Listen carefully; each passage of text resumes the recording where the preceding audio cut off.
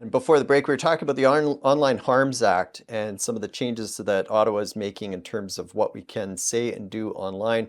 Uh, Bruce, when you look at that legislation, what's most concerning to you about it?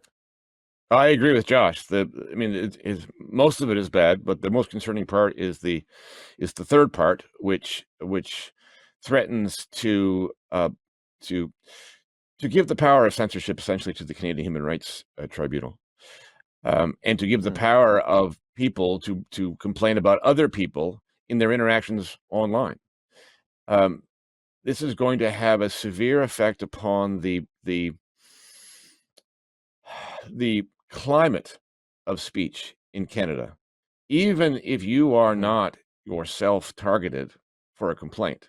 This is going to result in a degree of self-censorship, because the things that you are allowed to say are now going to be much more limited than in a country with a Hmm. genuine freedom of speech. Here's the irony.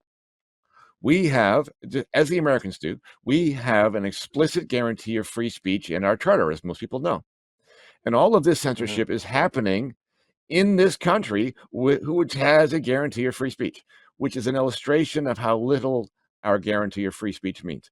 This is draconian legislation that will restrict your ability to express your thoughts online.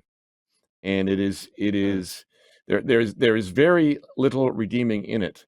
In C-63, the whole bill really should be trashed. It hasn't been passed yet, but it's getting close. You say there's very little in it that's redeeming. Is what would be redeeming in the legislation where you look at it and you say, well, yeah, okay, this part's reasonable, but the rest isn't.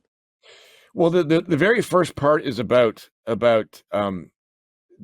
things that are dangerous to children, and that's Hmm. been done deliberately, because that's very hard to object to. But that is, Right. if you like, that's the Trojan horse. It's the Trojan horse into which the rest of the bad bits go. And so, on balance, if you are trying to decide whether or not the bill as a whole is worthwhile, the answer is absolutely no. Okay. All right. Josh, I want to ask you about the legislation. Bruce says he thinks there's a little bit that's good in it. What is your take when you look at that bill? How much of it do you think is reasonable?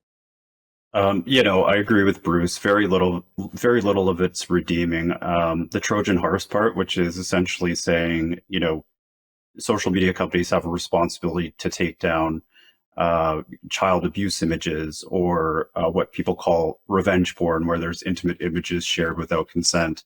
That part, I guess, is fine as far as it goes.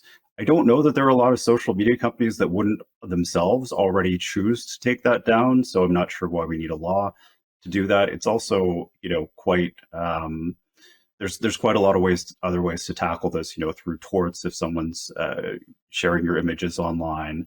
Some of these things are Hmm. criminal already. So I really do agree that they tried to make this bill about, protecting the children, a goal that we all, agree with. But what they're really trying to do is shape what debates you can have online, and that's not something you do in a free democratic society.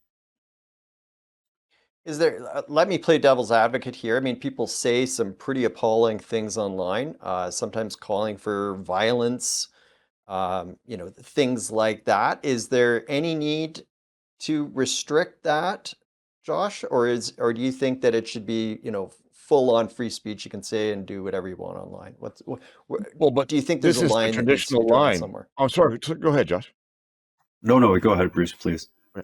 So this is the traditional line, or the line that I believe should be drawn. Hmm. We all have the right to be free from violence and coercion. And so, if you go up to Right. somebody on the sidewalk and you threaten them with violence if they don't give you your money, that's an assault, and that's a valid Hmm. restriction of speech. And but that restriction applies wherever the source of the words are. It applies also online. So we don't need new laws to say you can't threaten violence. That's legitimate. Everything, pretty much everything else, to my mind, is not legitimate. We have other restrictions like defamation and so on, but this is targeting actual expression of thinking that other people may find offensive. Now, they've tried to prevent that from happening in the definition of hate speech in the bill, but that is a facade. This is a facade. This is Mhm. this is going to restrict speech that you or I or Josh are going to think is perfectly reasonable. You made a very good point before, Bruce, and that is who gets to decide, because obviously it's a very subjective thing. When we come back, I want to talk with you guys about the Online Streaming Act to find out what's happening there. We'll be back with more in just a moment.